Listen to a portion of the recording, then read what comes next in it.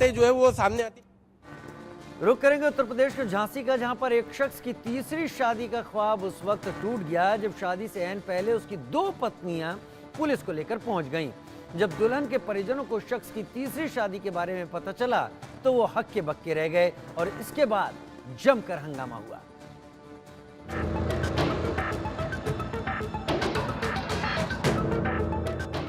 झांसी के बसोबई गांव में विनय कुमार के घर मिठाइयां बन रही थी। हलवाई पूरी तलने को तैयार थे, मंगल गीत गाए जा रहे थे, बारात का इंतजार हो ही रहा था कि तभी कुछ ऐसा हुआ कि दुल्हन के पैरों तले जमीन खिसक गई। हालात बदल गए, जज्बात बदल गए जब दुल्हन पक्ष को पता चला कि जिससे उनकी बेटी ब्याहने जा रही है वो तो पहले से ही शादीशुदा है। उसकी एक नहीं बल्कि 2 बीवियां हैं। मामले का खुलासा तब हुआ जब शादी की रस्मों से ठीक पहले शख्स की 2 पत्नियां पुलिस को लेकर पहुंच गईं। दोनों महिलाओं ने दुल्हन के परिवार को बताया कि जो दूल्हा बारात लेकर आ रहा है वो पहले ही हम दोनों से शादी कर चुका है। बस ये सुनते ही दुल्हन के परिवार वाले परेशान हो गए और उन्होंने शादी से खुद ही इनकार कर दिया।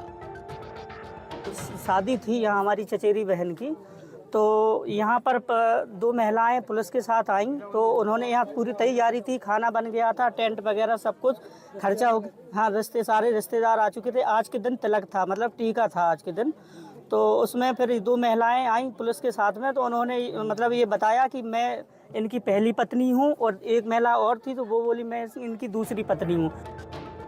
दरअसल बसोबई के रहने वाले विनय कुमार की बेटी की शादी जालौन के रहने वाले जितेंद्र से हो रही थी, लेकिन जितेंद्र की दोनों पत्नियां विनीता और पूजा भी पहुंच गई और सारा भेद खोल दिया। कोई जानकारी थी इसके बारे में, कोई जानकारी नहीं थी हम लोगों को।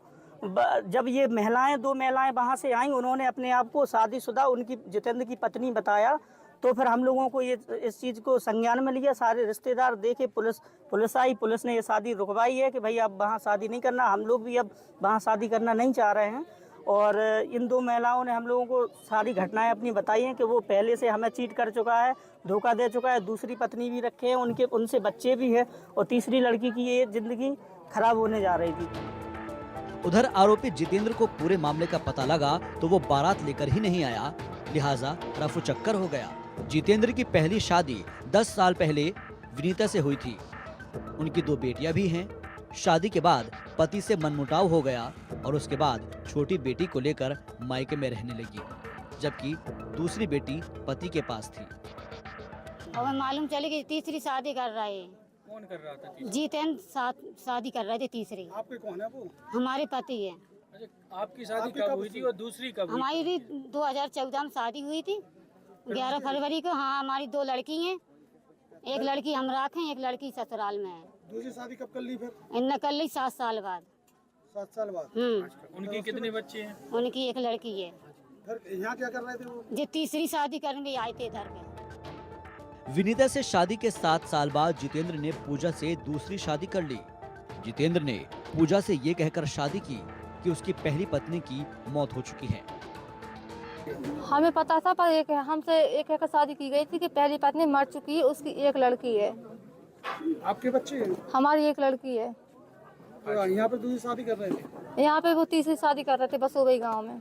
आपको सूचना कैसे पता चली? हमें मोहल्ले वालों ने फोन करके बताया, तब हमें जानकारी की तो एसपी साहब के यहाँ हो रही में हमने एप्लीकेशन दिया कल परसों के दिन, तो वहाँ पे कोई सुनवाई नहीं हुई।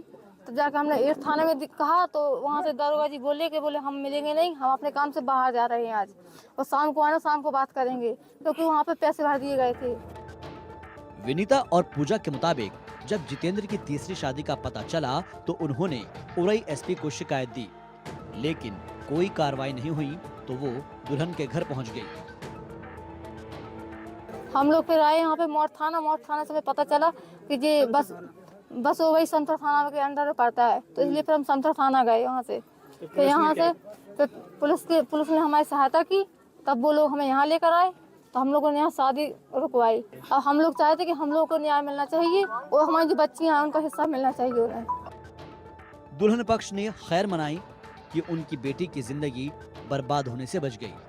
दुल्हन के परिवार ने महज 3 घंटे में दूसरे लड़के की तलाश की और धूमधाम से अपनी बेटी की शादी करा दी। उन्होंने जितेंद्र को शादी के लिए बाइक, सोने की अंगूठी और कुछ कैश दिया था, जो अब वापस दिलाने और सख्त कार्रवाई की मांग कर रहे हैं। बस ये चाहते हैं कि जो इन्होंने हमारे यहाँ से दान दहेज जो लिया है, मोटरसाइकिल दी गई थी, एक अंगूठी दी गई थी और कुछ नगद भी दिया था 50,000 रुपए के लगभग, तो वो सारा ये वापस हो जाए।